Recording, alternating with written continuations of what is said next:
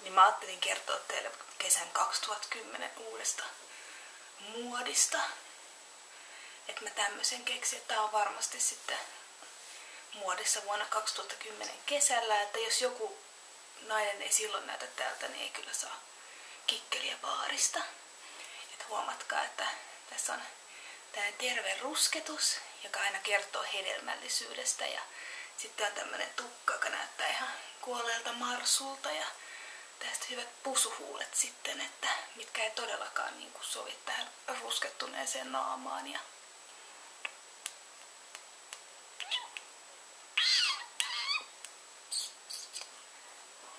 niin mä ajattelin vaan jakaa tämän tiedon teidän kanssa, että tästähän mä voisin tehdä tutoriaalin sitten.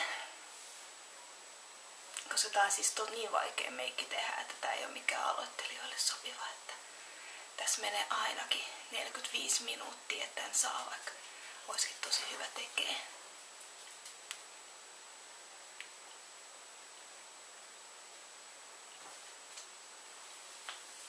Mä ajattelin vaan näyttää teille, että tiedätte sitten, että meiltä pitää näyttää baarissa, jos haluaa siellä olla vähän munahaukkana.